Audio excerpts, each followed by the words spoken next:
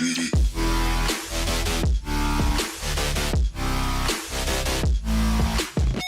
right, here we go. Another Wednesday, so that means another episode of the Cheat Sheet, episode 43 of the Tool Bags Up Sports Podcast. I'm Sebastian Caballero. With me is my team, JT, Mikey, and Austin. We're here to talk some quarterback rankings for fantasy football for this upcoming year. What's going on, guys? How you doing? What's up, man? Get it started. There we go. You see, a little bit more excitement this week. That's what I wanted to see. So, guys, real quick, let's recap what happened in 2019 and really see, what ended up being the final rankings. I'm actually putting it up on the screen now, the 2019 rankings. As you guys saw, Lamar Jackson was QB1, Dak 2, Russell Wilson 3, Deshaun Watson 4, Jameis Winston, who is a backup this year, at 5. I think the sleeper, the guy that surprised a lot of people last year, Josh Allen, came in at 6. Patrick Mahomes in at 7, even though he missed 2 games. Kyler Murray in at 8. Aaron Rodgers at 9. Carson Wentz 10. Matt Ryan 11. Tom Brady 12.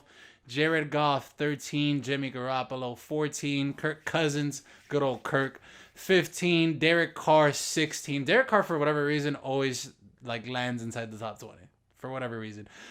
Fitzmagic, Ryan Fitzpatrick in at 17. He actually won me both of my leagues last year, fun fact. Phillip Rivers at 18. Gardner Minshew at 19. And then Baker Mayfield rounds out the top 20. A lot of big names were left off. Obviously, Drew Brees was injured for 6 games. But I want your thoughts on the rankings, the 2019 rankings, and how some of these guys, obviously Jameis is a backup this year, how some of these guys are going to do this year. Well, I think the one that's going to do the best, most surprising for people, besides since he was at 6 last year, is Josh Allen. I think he's going to be one of the best players that has a biggest improvement, to be honest. He has a lot of new weapons, too. There's obviously a lot of mixed matching, especially with last year's. Obviously, having Lamar Jackson MVP and everything like that, you're obviously going to have him number 1. Pat Mahomes being down there at number 7, but he was hurt. But there's been a lot of movement. There's been a lot of surprises. So let's see how our rankings and everything like that match up, especially a whole bunch of things changed. So can't wait to actually show off our list from this year's rankings. Yeah, man. Honestly, just from looking at last year, you could already see how the new season's going to go, how everything's changing with the dual threat quarterbacks. You got Josh Allen, you have Kyler Murray, obviously Lamar Jackson. So it's just, you could see those guys are taking over the list from your traditional sit in the pocket and throw type of quarterbacks. So we basically all made our own list. We averaged it out and then gave you our overall rankings for quarterbacks. We'll go over those after each of us kind of go down the list and explain why our list looks the way that it looks. I won't go first. Does anybody want to give out their list first? Throw mine's up there. Let's go. Let's do this. And Mikey's is up on the screen. And surprisingly, Big Ben is not number 1 on this list. I told you it was going to be a little bit surprising where he's going to be, but it's about fantasy and it's not about winning games. So we got to treat it the way that it is. I guess the first thing that I wanted to show, my biggest thing was my number 2 quarterback.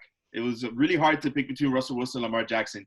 And I mean, obviously you would want to go with the MVP, Lamar Jackson, at least to be number 2. But I picked personally Russell Wilson last year in one of my leagues, and he killed it every single game. And that's somebody that's like a must start. Obviously, Lamar Jackson, there's no questions whether he's going to be good or not. But you always have that back in your head, like he's running a lot, he barely slides. And as a fantasy owner, you don't want him to get hurt and lose you that season. So, I mean, there's always that one little bit, but he's always going to go off in one of those games, 40 points, 50 points like he does last year. I mean, I guess if we want to go more in depth, a couple of people that I want to say it has to be a must start this year. It's a little bit obvious, but Dak Prescott to me is coming off a really good year, probably his career year. And now you're just going to throw in CeeDee Lamb in that offense as well as I don't know, I guess you're going to play him as your slot receiver at this point. They got Galladay, and they have Amari Cooper as well. And plus you have a running game to back them up. So look for Dak to have a pretty good year. I don't know if it's going to be any way close. He almost had 5,000 yards, threw for 30 touchdowns last year. Look for a little bit of a spike. He might get actually a better year than he did last year.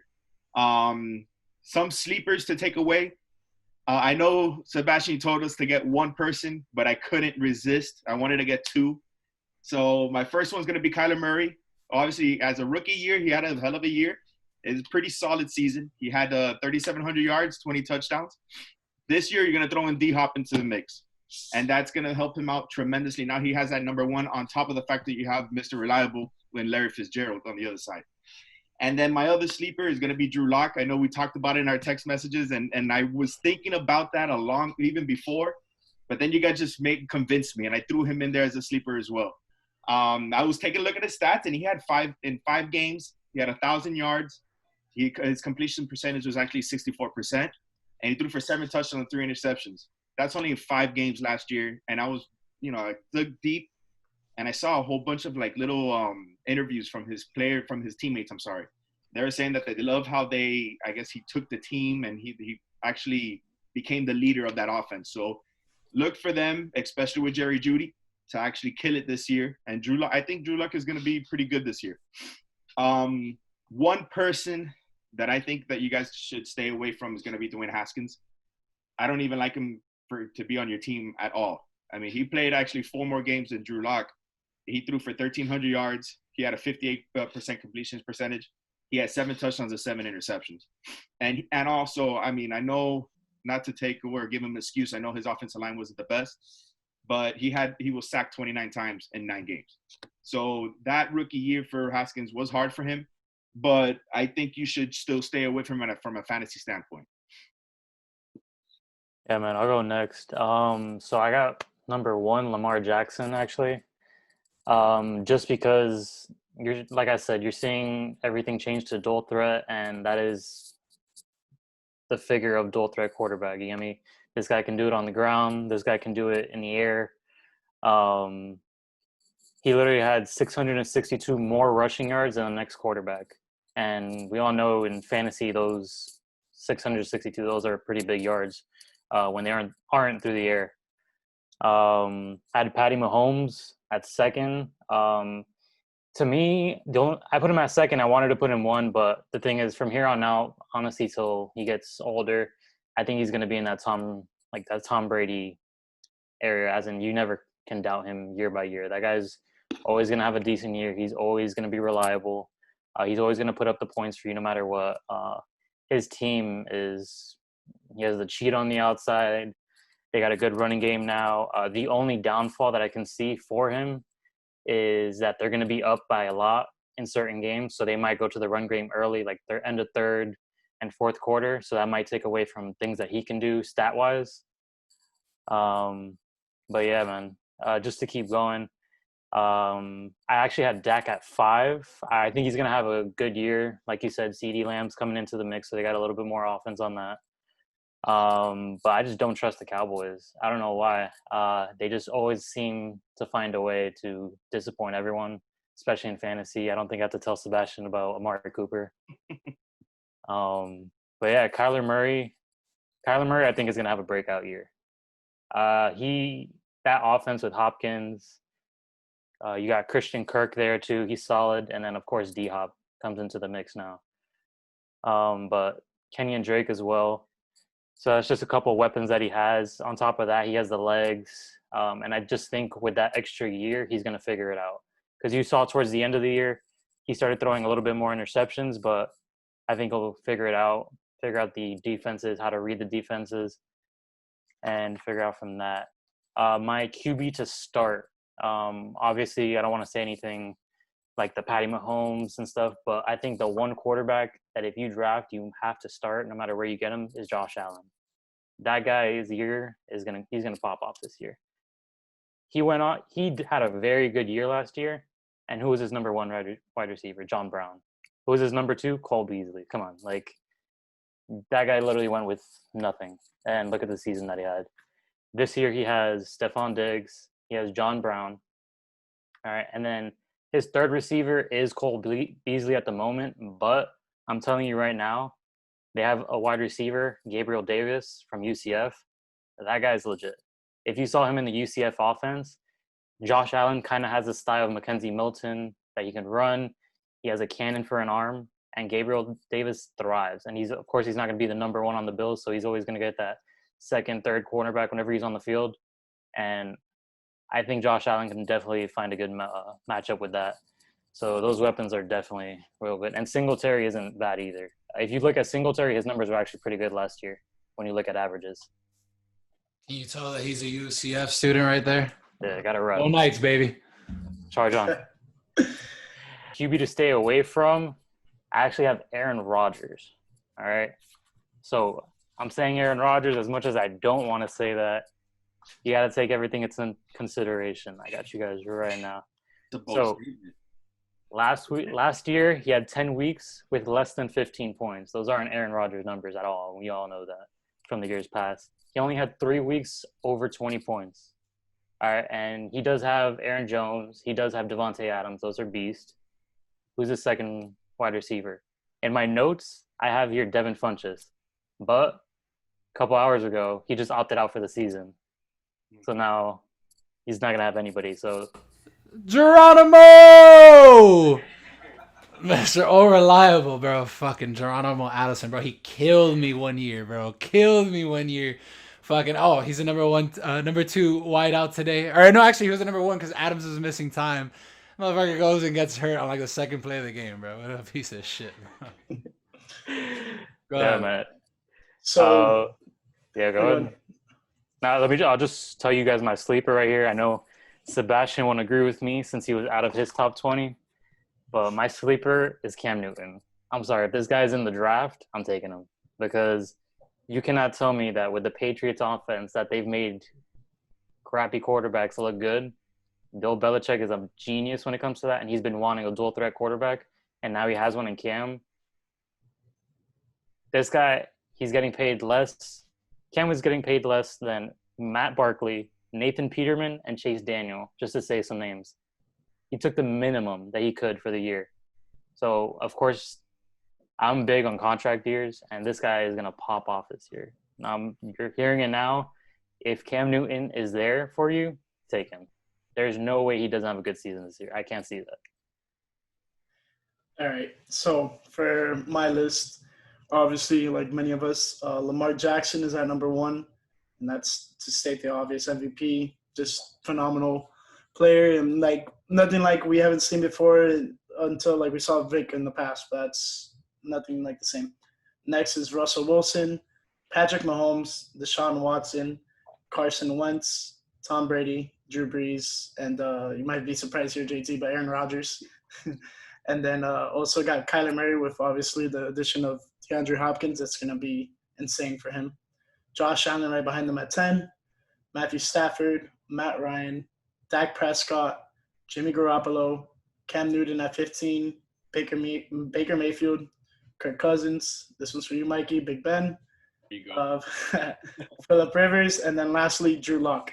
So this is a super obvious must start, but I might change it. But Tom Brady, because he's going to a new offense, and he has 2 dynamite wide receivers in Chris Godwin and Mike Evans. And then not only to add to that, you have Gronk coming with him. You have O.J. Howard, who may or may not be traded, who knows, and Cameron Brate as another wide receiver. So that's going to be a lot of options for him to throw the ball to. And then sleeper, most of us might agree, Drew Lock. I mean, he had a pretty good end of the last season, and he really just showed what he's about. And the Denver staff just surrounded him with a bunch of weapons. Melvin Gordon. They also brought in Jerry Jeudy. They brought in a bunch of stuff for him just to add on to that offense and really going to help him out.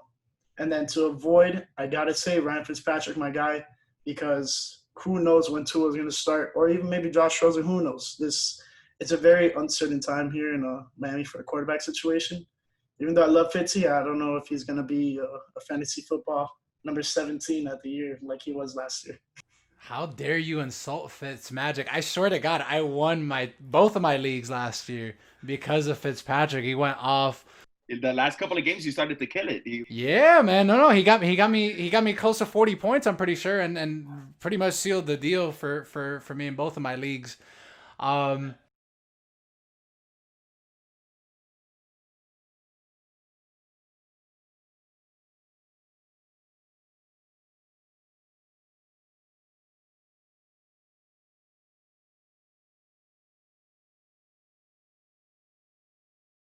Yeah, the wins and then the clutch factor for whatever reason he just like once he's got the he's like the ideal backup, right? Like when he's needed, he comes through, but like once he's the guy, he chokes. I don't know if you guys remember that one year that like the Jets like were questioning whether or not to bring him back, and then they bring him back, and then he threw like 6 picks in the first game of the year.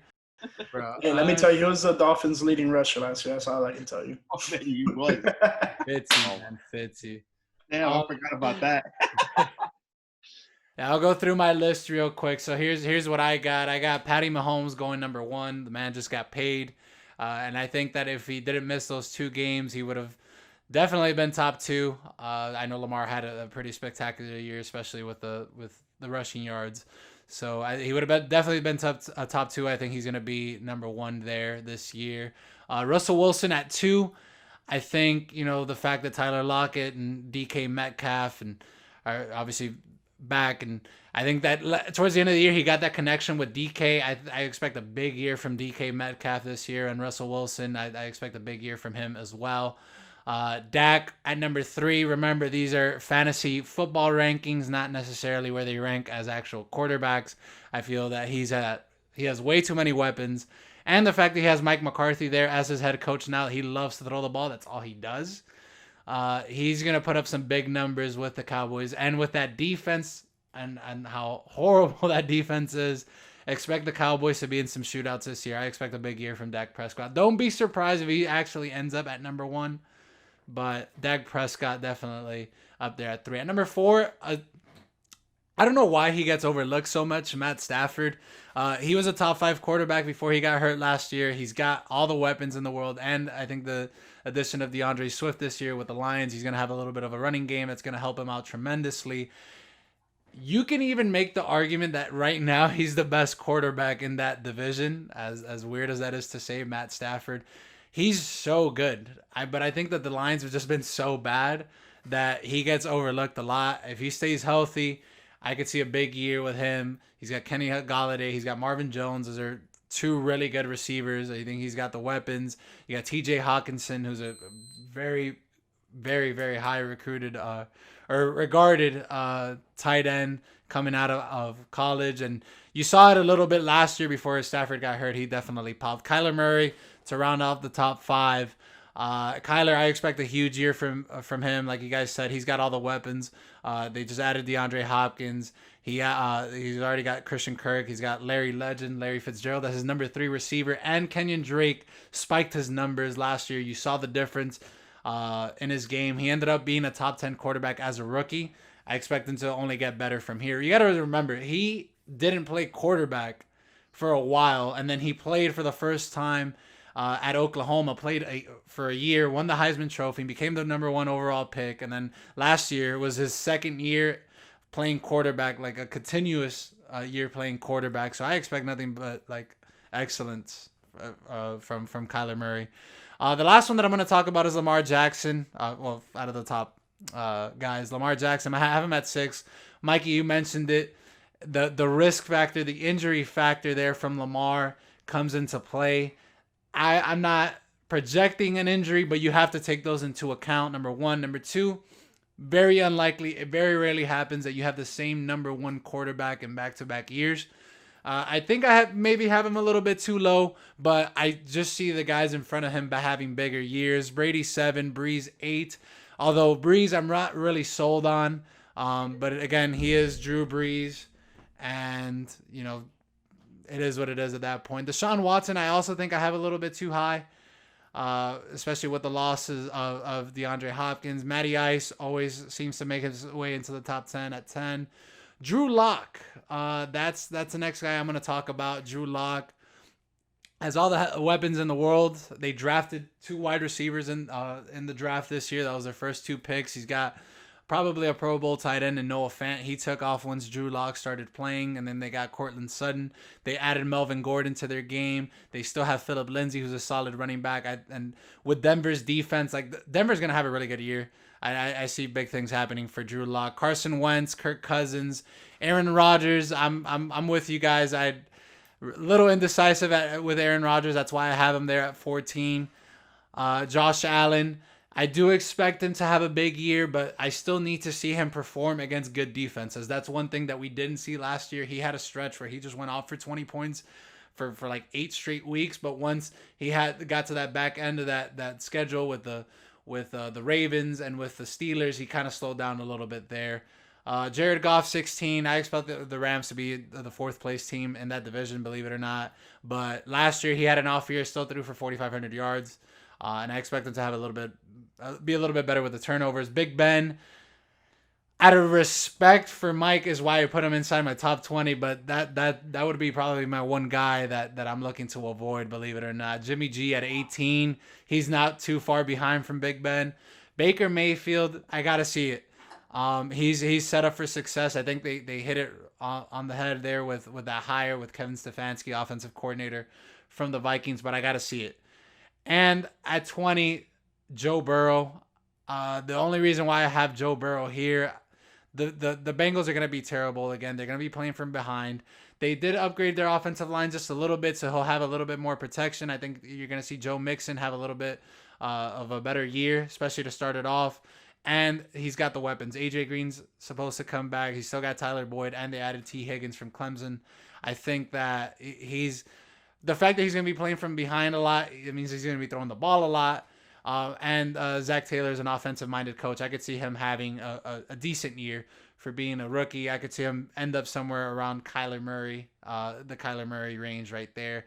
My one quarterback to avoid, again, I said Big Ben. I really don't think he's going to last the entire season. I could honestly see Big Ben retiring after this year. Not somebody that I'm completely sold on. Deshaun Watson's honestly another one. It's hard to see Deshaun Watson having a bad year, but he doesn't have the weapons. All his top 3 receivers are all injury prone, so I'm not really sure how that's gonna work. I guess my one sleeper, and I don't consider him a sleeper, is Matt Stafford. I think Matt Stafford's gonna be a top 5 quarterback this year. I don't know if I have him a little bit too high, but I'm big on Matt Stafford. Drew Lock, again, set up for success. I'm not sure how much of a surprise that is really going to be for people. I think my must starts for sure are Dak Prescott. As much as it pains me to say it, there's no way he's not going to have a good year. If he's healthy, he's going to pop. Kyler Murray's another must start for me. Again, same situation. If he's healthy, he's going to pop. And, I think that's really it for my guys. Tom Brady would be another guy, but if you're not starting Tom Brady with the weapons that he has, and not only that, but the defenses in his division aren't all that great. So that is my list. I have some questions for you guys. Mikey, I want to ask you this. So I want to ask you on a guy that you didn't list, but that you think could be a pop guy, a guy that you didn't list that just missed the top 20 that could potentially be a top 10 guy. You can argue for Teddy Bridgewater playing with Carolina, having Christian McCaffrey as his running back. He's gonna dump it off, and especially having him with the legs and everything like that, they're gonna be running the ball a lot too. If I'm not mistaken, especially with DJ Moore, Teddy has a nice little group there that he can at least, I don't know, maybe throw some stats on, pile up some stats. I don't think they're going to be a great team per se. The Panthers looking like they lost a couple people, especially on their defense, losing Kuechly and now Greg Olsen and everything like that. But I think something similar to what you were saying about Joe Burrow. If they're going to be playing from behind, look for Teddy Bridgewater to be one of those players that you want to maybe not picked up while you're drafting, but maybe if he's picked up like as a free agent or something within the year, you can actually get some good points out of him. So dump offs from Christian McCaffrey, try to see something up with DJ Moore out there. I think he should be pretty good.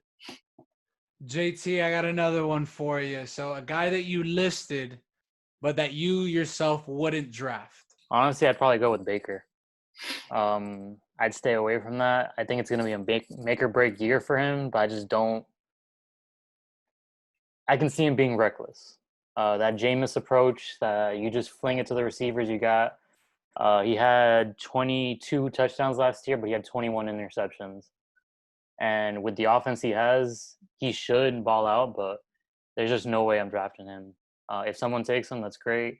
Maybe on the waiver wire, if I see he's doing good, I'll pick him up, but I'm staying away from that probably all season. Austin, a guy that you ranked or that you had trouble ranking, maybe somebody that you felt you ranked too high or somebody that you ranked too low. I think Aaron Rodgers at A was probably, I felt like when I did it at the time, I probably felt it was a little bit low. But considering that Green Bay pretty much did not help him whatsoever with getting new weapons, I think that was really what took a toll on me putting him at 8. Because if they would have gotten him some new weapons like a Jerry Jeudy, Henry Ruggs, whatever you want to say, I would have easily put him in top 5 because that's how I hold him in regards. But that being said, I mean, yeah, it was very hard to put him at 8 for me. So one final question here for you guys before we get to our final thoughts. The process of drafting a quarterback, people have different preferences. Obviously, we listed down our top 20 guys, but some of us draft differently. I know JT and I aren't so concerned of like getting one of those top 5 guys because we kind of just worry about other positions, but there's people that draft differently. So I want each of your guys' opinions. How do you guys specifically treat that quarterback position? How do you draft your quarterback? It's a hell of a question. I mean, when I at least try to do the whole quarterback thing, I like to go for running backs, wide receivers, so just playmakers, at least something out there, whoever's your best for maybe the first, I don't know, maybe first 5 picks. If you could get someone a top quarterback and that's 6-8 round range or 6 to 10 round range, and they're like an elite quarterback, go ahead and just pull the trigger. You know, I mean, I'd rather you get maybe 2 wide receivers or maybe 2 good running backs and get stacked in that position than draft a Pat Mahomes or draft a Lamar Jackson or something like that. That's just me. But if he falls in your lap at a later round, why not pull the trigger? Go ahead and do it. That's my take when it comes to picking up a quarterback.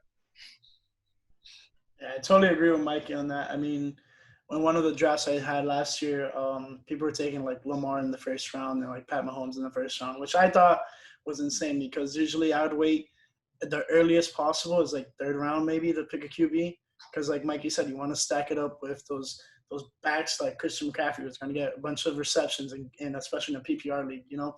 So it's something that just you get the specialty players and then you get the QBs because I mean, the QBs, there's limited positions, and you're always going to have one in your roster. It's pretty much a baller. I don't think I've ever drafted a quarterback before the 5th round. I'm always left with like last year I got not stuck with, but I drafted Russell Wilson later. Year before that, I think I had Jared Goff back when he wasn't too bad. But once you get a quarterback in that range, that means your team is pretty much set and your starting lineup has either 2 solid running backs or 2 solid wide receivers and 1 solid from the other position. And who knows, maybe in those early rounds you picked up a stud tight end. Stud tight ends actually help you in the long run because let's say your other positions get hurt. Guess what? I can get a TJ Hawkinson maybe off somebody else and I can trade Zach Ertz or I can trade Travis Kelce to you and get other positions. So it's just working the draft and trying to take everything into consideration. But as for quarterbacks, hitting it between that 5th and I try not to go past that 6th, 7th round just because you don't want to get left with Baker Mayfield. So, Yeah, I think I also think the earliest I've ever taken a quarterback was the 5th round, and that was a couple of years ago, Deshaun Watson, or maybe it was last year. 2 years ago, Deshaun Watson in the 5th round. There's just no need. And if you look at the last 2 drafts, the QB1s have been Patrick Mahomes, who, unless you predicted it early, went later on in the rounds, 8, 9 round. I think I drafted him 2 years ago and then traded him like an idiot. But I drafted him in like the 11th round, and then Lamar didn't go until like the 12th round in a couple of my drafts. So there's always going to be that one pop guy. You just got to guess right. And then sometimes even like the guys like, like a Jared Goff I thought was going to be big. You just need a quarterback that's going to get you consistent points. You don't need a Patrick Mahomes 50-point game. Like, yeah, that's nice. But if you got your solid core guys, your running backs and your wide receivers that are constantly getting you 10, 15, 20 points a week, and then you have a quarterback that can consistently get you anywhere between like 18 and 25, like you're good. Like that's what sets your team up. And I think it's a huge mistake, especially taking a quarterback in the first round. I think it's a huge mistake.